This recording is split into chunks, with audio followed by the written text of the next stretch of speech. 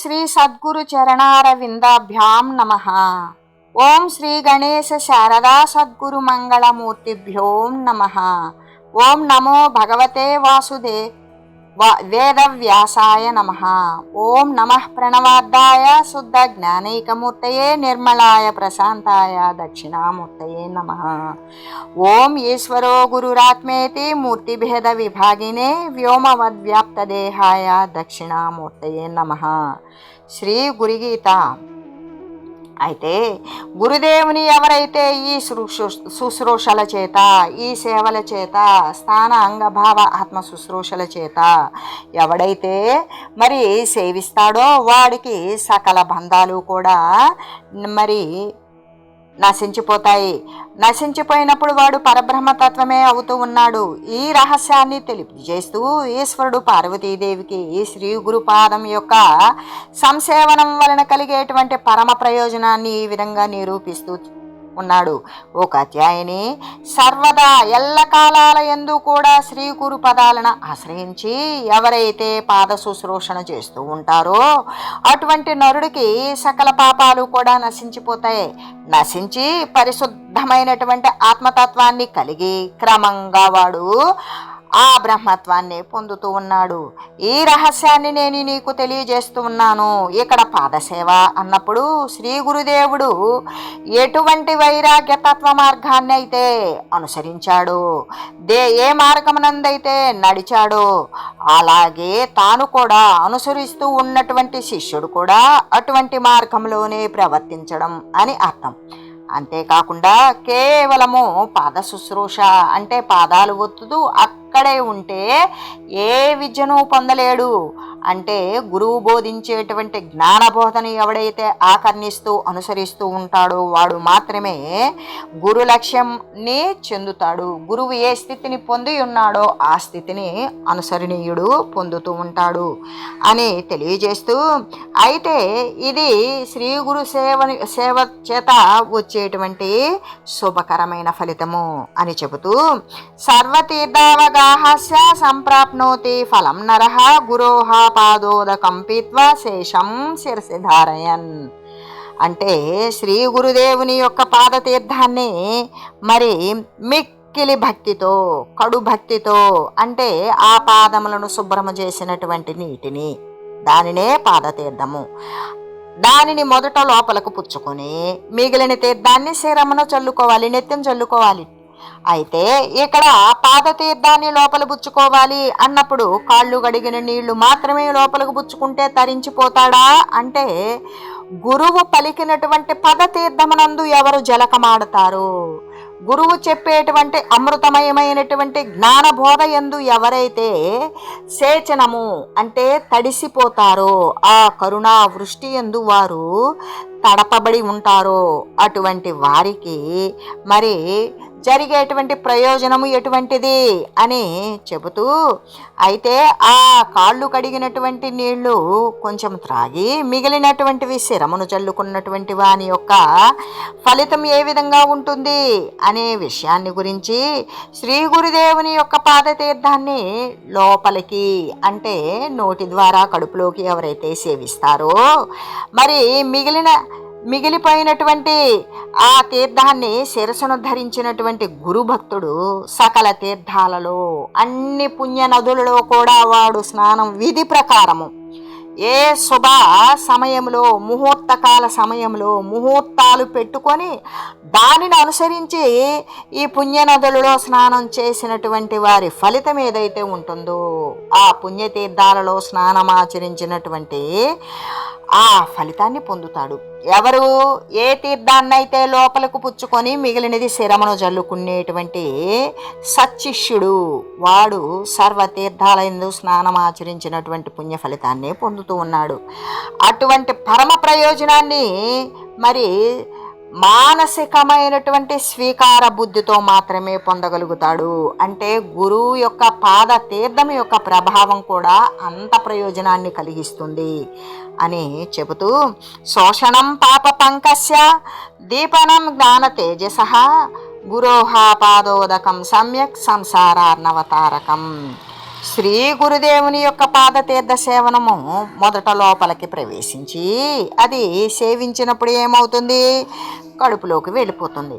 అది హృదయంలో అది వెళ్ళేటప్పుడు ఎక్కడెక్కడ ఆనుకుంటూ కదులుతూ తగులుతూ తాకుతూ వెళుతుందో ఆ తాకినటువంటి ప్రదేశాలలో పంకము బురదలా ఉండేటువంటి సమస్త పాప మాలిన్యాన్ని కూడా కడిగి శుద్ధి చేసేస్తుంది.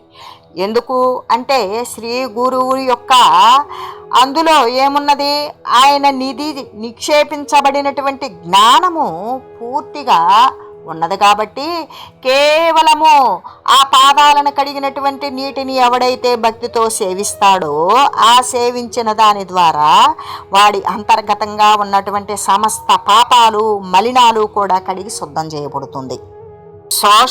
శోషణం పాప పంకస్య అంటే ఏ విధంగా హృదయంలో ఉన్నటువంటి పాప మాలిన్యాలను శోషింపజేస్తుంది, నశింపజేస్తుంది. దీపనం జ్ఞాన తేజస అయితే అంతఃకరణమైనటువంటి శుద్ధిని కూడా కలిగిస్తుంది. ఏ విధంగా మనసు బుద్ధి చిత్త అహంకారాలలో ఏ ఆవరణ అయితే ఉన్నదో అంతఃకరణ శుద్ధి, ఏ మలినాలైతే ఉన్నవో అవన్నీ నశించిపోగా ఈ 4 అంతఃకరణ చతుష్టయం శుద్ధమైపోతుంది. ఆ తర్వాత అంత మాత్రమే ఊరుకుంటుందా, అది ఇంకా లోపలికి వెళుతూ ఆత్మను ఆవరించి ఉన్నటువంటి అజ్ఞాన ఆవరణాన్ని కూడా దూరం చేసి ప్రకాశ రూపమైనటువంటి ఆత్మజ్ఞానాన్ని కలిగిస్తుంది. దాన్ని ప్రకాశమానమైనటువంటి ఆత్మజ్ఞానం ఏదైతే ఉంటుందో ఆ ఉన్నది ఉన్నట్లే ఉండక అది అభివృద్ధి కూడా జరుగుతుంది. అంతేకాదు భవసాగరము నుండి జీవుణ్ణి తరింపజేస్తుంది. ఇవన్నీ ఎక్కడ నుండి వచ్చినాయి, కేవలం గురుపాద తీర్థమేనా అంటే గురు పదతీర్థం కూడా. ఏ విధంగా గురువు జ్ఞానబోధకమైనటువంటి ఏ విషయాన్నైతే తెలియజేస్తాడో దానిని ఎవరైతే మనస వాచ కర్మణ అనుసరిస్తూ ఆ విధంగా ప్రవర్తిల్లుతూ వదలవలసినవి వదిలివేస్తే అవి తనను చేరవలసినటువంటి ప్రకాశమానమైనటువంటి జ్ఞానం తనను చేరుతుంది. దాని ద్వారా మొత్తం అంతఃకరణమంతా కూడా శుద్ధమైపోగా కేవలము జ్ఞాన ప్రబోధం వల్ల ఏమవుతాడు అంటే భవసాగరము నుండి మళ్ళీ జనన మరణ చక్రము అనబడేటువంటిది ఏదైతే ఉన్నదో అంటే సముద్రంలోని అలలు తీరానికి రావడం వెనక్కి పోవడం, తీరానికి రావడం వెనక్కి పోవడం అనేటువంటి దానిని ఎందుకు పోల్చారు అంటే జీవి శరీరాన్ని ధరించుకొని పుట్టడం మళ్ళీ చచ్చిపోవడం, మళ్ళీ పుట్టడం మళ్ళీ చచ్చిపోవడం, మళ్ళీ పుట్టడం మళ్ళీ చచ్చిపోవడం. అది వాతావరణ విశేష ప్రభావం చేత ఆ లహరులు ఆ కెరటాలు అనేవి పెద్ద కెరటంగా చిన్న కెరటంగా మరి ఉవ్వెత్తుని లేచే కెరటంగా ఈ విధంగా రకరకాలైనటువంటి అలలతో వచ్చేటువంటి లాగానే ఈ కర్మవాసనలను అనుసరించి ఈ జీవి తనకి అనుగుణ్యమైనటువంటి దేహాన్ని ధరించుకొని మానవ దేహమా, జంతు దేహమా, వృక్షదేహమా, లేక క్రిమికీటక దేహమా, సరీసృపాది దేహాల, పక్షుల అనేటువంటిది తన యొక్క కర్మవాసన ఫలితాన్ని బట్టి ఉంటుంది. అలా వచ్చిపోయేటువంటిది. అందుకే సముద్రంలో అలలు వచ్చిపోతూ ఉన్నట్లుగానే అది సముద్రంలో నిలబడదు, తీరానికి చేరి తీరం దగ్గర ఆగదు, రావటం కొట్టుకోవడం వెనక్కిపోవడం. అలాగే ఈ శరీరాలలో ఉన్నటువంటి జీవి కూడా అజ్ఞానాన్ని ఉపసంహరించుకోకపోతే, అజ్ఞానాన్ని నశింపజేసుకొని జ్ఞాన సంవర్ధకం కాకపోతే శరీరాన్ని ధరించడం మళ్ళీ పోవడం, శరీరాన్ని ధరించడం మళ్ళీ పోవడం ఇటువంటి అలల్లాగానే ఉండేటువంటిది. కాబట్టి ఈ భవసాగరము ఈ పుట్టుక అనేటువంటి దానిని దేనితో సముద్రముతో మనకి పోల్చి చెప్పారనమాట. ఆ విధంగా ఆ భవసాగరం నుండి కూడా జీవుణ్ణి తరింపజేస్తుంది. అంటే మళ్ళీ పుట్టుక అనేటువంటిది రాదు. పుట్టుక అనేది రాకుండా ఉండాలి అంటే ఇప్పుడు మనం పుట్టే ఉన్నాం, పోతే ఏమవుతామో తెలియదు కాబట్టి ఇప్పుడు మనం పుట్టే ఉన్నాం. మనలో అటువంటి జ్ఞానం ఉన్నది, మనలో శుద్ధ చైతన్యమైనటువంటి సాక్షిత్వ స్వరూప పరమాత్మ అనేటువంటిది నెలకొని ఉన్నది. ఆ నెలకొని ఉన్నటువంటి దాని యందు మనకి ఒక దృఢమైనటువంటి జిజ్ఞాస ఉన్నది. ఆ జిజ్ఞాస ఉంటేనే ఇటువంటి విషయాలు మనం శ్రవణానందకరంగా వినగలుగుతాం. మనం వింటున్నాము అంటే లోపల ఉన్నటువంటి సాక్షిత్వ స్వరూపం అనేటువంటిది మనకు అందుబాటులో ఉన్నది. వివేకమైనటువంటి జ్ఞానాన్ని ఉదయింపజేసి ఉన్నది. అందుకే కర్ణపేయమైనటువంటి ఈ విజ్ఞాన సారం మన యొక్క శ్రవణేంద్రియంలోకి చొచ్చుకొని హృదయాంతరాలంలోకి నిక్షిప్తమైన సాక్షిత్వ పరమాత్మ స్వరూపాన్ని తాకుతూ ఉన్నది. కాబట్టి ఆ విధంగా భవసాగరం కూడా జీవుణ్ణి తరింపజేస్తుంది. ఏది?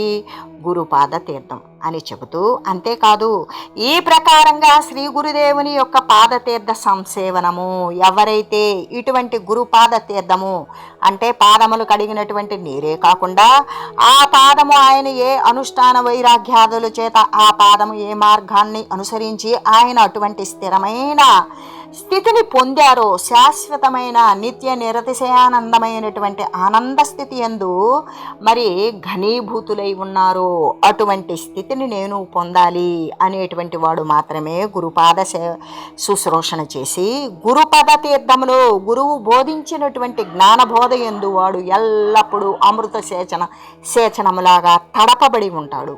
ఆ తడపబడినప్పుడు వాడికి ఏమవుతుంది అంటే ఆ గురుపాద తీర్థ సంసేవనము, నిష్కామ కర్మయోగాది మొదలైనటువంటి అంటే అప్పుడు వాడికి కర్మము, భక్తి, కర్మ, యోగం.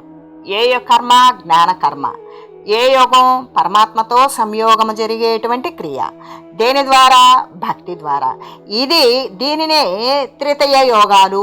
ఈ మూడింటి యొక్క యోగము అంటే కలయిక.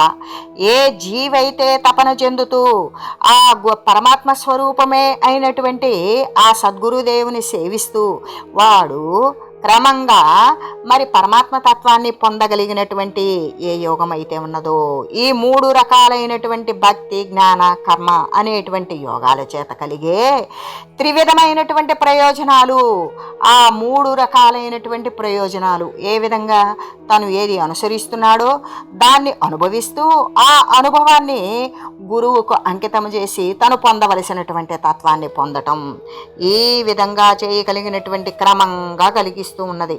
ఇలా చేయగా వానికి ఏమవుతుంది అంటే నిక్షేపమైనటువంటి మరి నిశ్శేషంగా మల విక్షేప ఆవరణాలు కూడా తొలగిపోతాయి.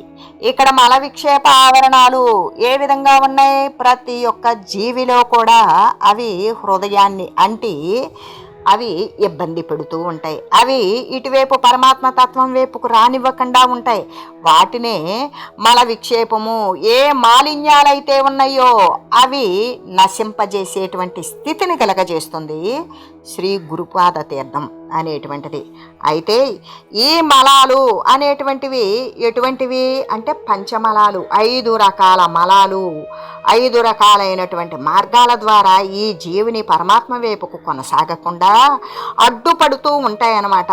వాటినే మలాలు లేదా మలినాలు అంటాం. ఆ మలినాల ద్వారానే జీవుడుగానే ఉండి ఈశ్వరుని వైపు రాలేకపోవడానికి కారణం ఏంటంటే వాడు మలినాల యందే వాడు నిలబడి ఉన్నాడు. అది ఎప్పుడైతే విక్షేపం అవుతుందో ఆ ఆవరణ అనేటువంటిది నశించినప్పుడు మాత్రమే వాడు పరమాత్మ తత్వం వైపు మొగ్గు చూపగలుగుతాడు. అంతేకాదు ఇక్కడ ఈ పంచమలాలు అనేటువంటివి అనవమలము, కార్మికమలము, మాయికమలము, మాయేమలము, తిరోధానమలము అనేటువంటివి 5 రకాలైనటువంటి మలినాలు లేదా 5 రకాల మలాలు, పంచమలాలు. ఈ పంచమలాలు యొక్క కార్యాలు ఏంటి అన్నప్పుడు ఇక్కడ అనవమలం మొదటిది. అది ఏం చేస్తుంది అంటే పరమాత్మను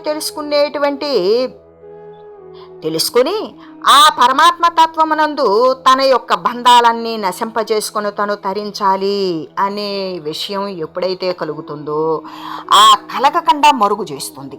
దానిని ఆ విషయాన్ని బుద్ధిని అటువైపుకు పోనివ్వకుండానే చేస్తుంది. పరమాత్మ తత్వాన్ని తెలుసుకోవడం కానీ ఆ తెలుసుకుంటే తనను తాను తరించుకునేటువంటి జ్ఞానం అనేది లభ్యమవుతుందని కానీ ఆ విషయాన్నే బయటపెట్టకుండా దానిని కప్పి ఉంచుతుంది. ఒక ఆవరణలాగా ఏదో చలి జ్వరం వస్తే పెద్ద రగ్గు కప్పుకున్నట్లుగా ఈ యొక్క జీవుణ్ణి పరమాత్మ వైపుకు మళ్లించకుండా ఉండే విధంగా ఈ అనవమలం అనేటువంటిది కప్పి ఉంచుతుంది. మరి రెండోదేంటి అన్నప్పుడు కార్మిక మలం. ఇదేం చేస్తుంది అంటే పెద్దల ద్వారా వేదాంత రహస్యాలను ఏమాత్రం కూడా ఎవరైనా పెద్దలు, మహనీయులు, గొప్పవారు వచ్చారు, వారు వేదాంతాల యొక్క వేదము అంటే తెలియబడేది, తెలుసుకోవలసినది. వేదాంతము ఏది తెలుసుకున్నామో దాన్ని అనుసరించి దాని యందు లీనమయ్యేది. ఇటువంటివి అంటే సర్వసమర్పణమైనటువంటి బుద్ధి. ఆ బుద్ధిని కలిగించకుండా పెద్దల ద్వారా విననివ్వదు, వేదాంతుల ద్వారా విననివ్వదు, పెద్దల సేవ చేయనివ్వదు, గురువులను ఆశ్రయించనివ్వదు. మరి ఏ వేదాంత రహస్యాలు, తనను తరించుకునేటువంటి రహస్యాలు, ఏ అంతిమమైనటువంటిది ఈ జనన మరణ రాకకు నివారణ మార్గం ఏదైతే ఉన్నదో దాని యందు బుద్ధిని ఏమాత్రం కూడా ప్రవేశించనివ్వకుండా అడ్డుపడిపోతుంది ఈ కార్మిక మలం అనేటువంటిది. అంతేకాదు ఇంకొక మలం ఉన్నది, మూడోది ఏంటది?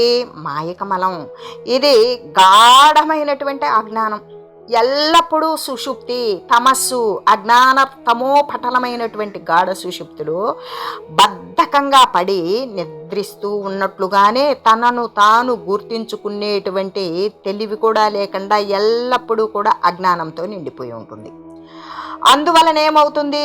తన యొక్క శరీరం తినడం, పడుకోవడం, ఏదో ఈ రెండు వరగాలి అంటే ఏదో అంతో ఎంతో కాస్త సంపాదించడం, లేదా తమ పెద్దలు సంపాదించింది ఉంటే దానితో వాని యొక్క కాలం గడుపుకోవడం తప్ప ఏమాత్రం కూడా పరమాత్మ తత్వాన్ని గురించి తెలియదు, తెలుసుకోవడానికి ప్రయత్నం చేయనివ్వదు. గాఢమైనటువంటి దృఢపడిపోయినటువంటి అజ్ఞానం, ఇది మాయక మలం. మరి నాలుగోది అయినటువంటి మాయే మలం. ఇదేం చేస్తుంది అంటే మాయా సంబంధమైనటువంటి పాపకార్యాల యందు బుద్ధిని ప్రవేశపెడుతుంది. ఎలా అంటే అజ్ఞానజనితమైనటువంటి దేహేంద్రియాలకు కావలసినటువంటి వస్తుతని సమకూర్చుకోవడం. ఆ సమకూర్చుకునే విధానంలో తనది కాకపోయినా ఇతరులదైనా పాప బుద్ధి చేత వానిని ఇబ్బంది పెట్టో గట్టిగా వాణ్ణి మరి చంపివేసి కూడా చివరకు ఆ వస్తువును తాను దోచుకొని తన యొక్క అబద్ధజనితమైన శరీరాన్ని పోషించుకోవడం కోసం పాపపు కర్మలు కూడా చేయిస్తూ ఉంటుంది. అంటే ఎటువంటి పాపకృత్యానికైనా తన స్వలాభ సిద్ధి కోసం మరి బుద్ధిని అందులోనే ప్రవేశపెట్టి పాపకార్యాలు చేయటం అందే ఇష్టంగా అవతల వాళ్ళని అవమానించటం, ఇబ్బంది పెట్టడం, కొట్టడం, తిట్టడం, ఇతరుల్ని మరి దాచిపెట్టడం, ఇతరుల సొమ్ము అపహరించడం, ఇతరుల్ని అవసరం వస్తే చంపివేయడం, ఇతరుల పొలాలు లాక్కోవడం, ఇటువంటి పాపకార్యాలు ఏవైతే ఉంటాయో అంటే తెరువులకి ముళ్ళు వేయడం, బావులను పూడ్చడం, మరి బావుల్లో ఏదైనా మలమూత్రాలు పోయటం, ఇతరులకు ఉపయోగపడేటువంటి వస్తువులు వాళ్ళకు ఉపయోగం లేకుండా చేయటం, ఎన్ని పాపకార్యాలు అయితే ఉంటాయో వాటి యందు బుద్ధిని ప్రవేశపెట్టేటువంటిదే మాయే మలం. మరి చిట్ట చివరిది ఏంటి? ఐదవది తిరోధాన మలం.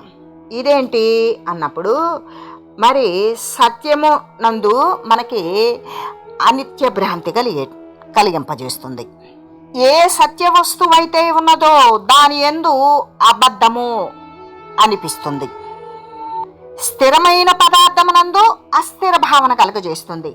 ఈ విధంగా సత్యమునందు అబద్ధాన్ని కల్పించి ఏ సత్య వస్తువు అయితే ఉన్నదో, ఏ నిజమైతే ఉన్నదో దానిని అబద్ధంగా చూసి అబద్ధాన్ని సత్యంగా అనుకుంటుంది.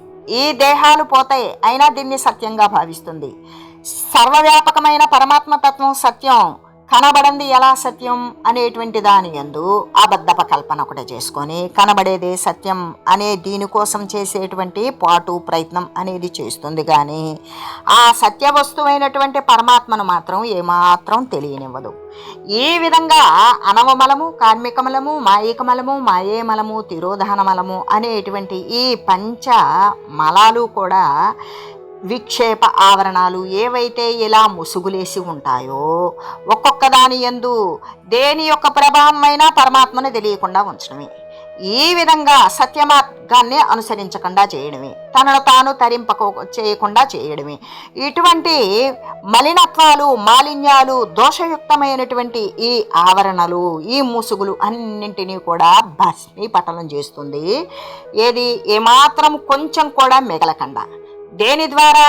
శ్రీ గురువర్యుని యొక్క పాదతీర్థ సంసేవనము ద్వారా నిష్కామ కర్మను చేయిస్తుంది, యోగము మొదలైన క్రియలను అనుసరింపజేస్తుంది.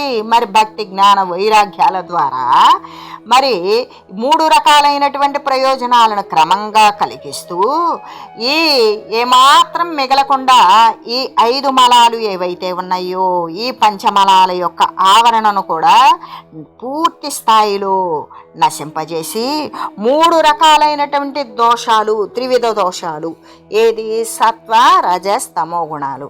తమస్సు కంటే రజస్సు కొంచెం మంచిది, రజస్సు కంటే సత్వం మంచిది. ఈ 3 గుణాలు కూడా ఏంటి అంటే అబద్ధ వస్తువును సత్యమని భావించడమే.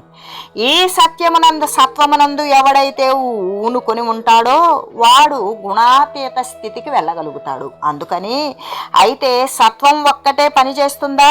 అది రజోగుణంతోనో తమో గుణంతోటో మిశ్రితమై తత్సంబంధమైనటువంటి కార్యకలాపాలు, సంకల్ప వికల్పాలు కలిగించి ఆ క్రియలను చేయిస్తూ ఆ ఫలితాలను పొందుతూ ఆ వాసనలు వేసుకొని తత్సంబంధమైన దేహాలు ధరిస్తూ ఉంటుంది. కాబట్టి ఈ 3 రకాల ఈ సత్వరజస్తమో గుణాల యొక్క గుణ సమ్మిశ్రితమైనటువంటి దోషాలు ఏవైతే ఉన్నాయో వాటిని శాశ్వతంగా పోగొడుతూ ఉంటుంది. ఏంటది అంటే శ్రీ గురుదేవుని యొక్క పాదతీర్థ సేవనం. దానివల్లే వాడు మళ్ళీ కూడా ఏ విధంగా అంటే శ్రీ గురుదేవుని యొక్క పాదతీర్థాన్ని గురించి ఎటువంటి ప్రయోజనము కలుగుతున్నది అనే విషయాన్ని క్రమముగా శ్రీ పరమేశ్వరుడు శ్రీ పార్వతీమాతతో తెలియజేస్తూ ఓం మంగళం శ్రీ గురుదేవాయ మహనీయ గుణాత్మనే సర్వలోక శరణ్యాయ సాధురూపాయ మంగళం. ఓం లోకా సమస్త సుఖినో భవంతు. ఓం శ్రీ సద్గురు పరబ్రహ్మార్పణమస్తు. ఓం తత్సత్.